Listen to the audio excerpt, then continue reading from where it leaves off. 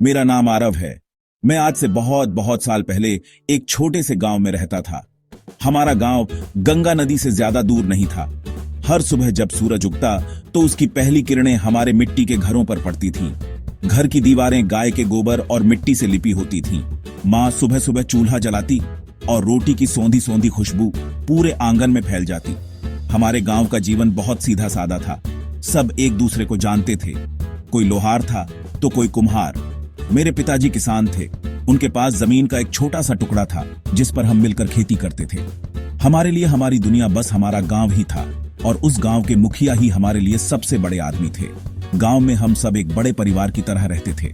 शाम को जब सब काम से लौटते तो बच्चे पेड़ के नीचे खेलते, बड़े बुजुर्ग चौपाल पर बैठकर बातें करते।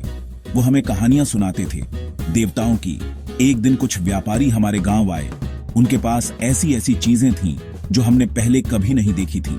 उन्होंने बताया कि वे बहुत दूर से आए हैं, एक बड़े शहर से। यह सब सुनकर हम बच्चे हैरान रह गए। उस दिन पहली बार हमें लगा कि हमारे गांव के पार भी एक दुनिया है जो हमारी दुनिया से बहुत अलग और बहुत बड़ी है। हमारे बुजुर्ग बताते थे कि पहले लोग एक जगह टिक कर नहीं रहते थे। जहां उन्हें खाना पानी मिलता वे वहीं बस जाते। धीरे धीरे उन्होंने खेती करना सीखा। जब खेती करना आ गया तो उन्हें एक ही जगह पर रुकना पड़ा। बस वहीं से गांव बसने लगे। हमारे जनपद का अपना एक छोटा सा राजा होता था जिसे हम मुखिया कहते थे। वह कोई महल में नहीं रहता था बल्कि हमारे जैसा ही उसका घर होता था।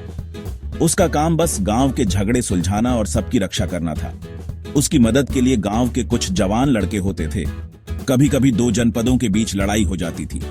ज्यादातर लड़ाइयां गायों के लिए और जमीन के लिए होती थीं।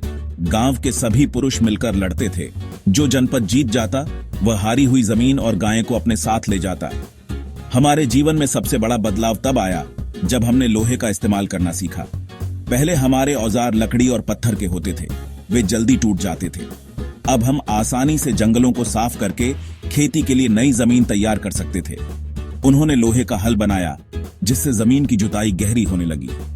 अब पहले से कहीं ज्यादा अनाज पैदा होने लगा। अब गांव के हर आदमी को खेती करने की जरूरत नहीं थी। कुछ लोग हमारे गांव का अनाज और सामान लेकर दूसरे जनपदों में बेचने जाने लगे। वे जब वापस आते तो अपने साथ दूसरी जगहों की नई नई चीजें और कहानियां लेकर आते। व्यापारियों की कहानियों ने हमारे गांव की सोच बदल दी। वे बताते थे कि कुछ राजा बहुत लालची और ताकतवर हो गए हैं। वे अपने आसपास के छोटे जनपदों पर हमला करके उन्हें अपने राज्य में मिला लेते हैं। जिस राजा के पास अधिक जमीन होती वह ज्यादा शक्तिशाली होता। इसलिए कई छोटे जनपद मिलकर एक बड़ा समूह बने। उन्होंने सबसे शक्तिशाली राजा को महाराजा माना। यहीं से महाजनपद बनने की शुरुआत हुई। हमारे गांव के कुछ लोग काम के लिए कौशाम्बी जाने लगे। लौटकर उनकी आंखें चमकती थीं। वे कहते, शहर में ऊंची ऊंची इमारतें हैं, बड़े बड़े बाजार हैं, वहां दुनिया भर की चीजें मिलती हैं। शहर का राजा एक बड़े महल में रहता है। उसकी सुरक्षा के लिए हजारों सैनिक हैं।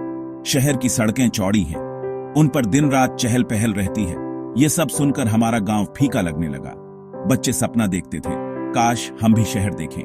महाजनपद बनने का एक कारण था खेती में बदलाव। राजा इस अनाज पर कर लगाता था। वह किसानों से उपज का हिस्सा लेता था। कर से राजा बड़ी बड़ी सेनाएं रखता था। कर से सड़कें और नए किले बनवाता था। धीरे धीरे हमारा गांव भी महाजनपद का हिस्सा बन गया। महाजनपदों के आने से राजा की भूमिका पूरी तरह बदल गई। अब वह सिर्फ एक मुखिया नहीं था बल्कि एक महाराजा था। वह ईश्वर का प्रतिनिधि माना जाने लगा। राजा बड़े बड़े यज्ञ करवाता था, जैसे अश्वमेध यज्ञ, ताकि वह अपनी ताकत पूरी दुनिया को दिखा सके। उसके पास मंत्री होते थे जो उसे राजकाज चलाने में सलाह देते थे। अब सेना में सिर्फ गांव के कुछ जवान नहीं होते थे बल्कि हजारों की संख्या में प्रशिक्षित सैनिक होते थे। इन सैनिकों को नियमित रूप से वेतन दिया जाता था। पैदल सैनिक, घुड़सवार, हाथी और रथ होते थे। मगध के राजाओं के पास हाथियों की बहुत बड़ी सेना थी, इसीलिए उनसे लड़ने से सब डरते थे। महाजनपदों के समय में एक और बहुत बड़ी चीज हुई, सिक्कों का चलन। पहले हम चीजों के बदले चीजें लेते देते थे, लेकिन अब व्यापार बहुत बढ़ गया था।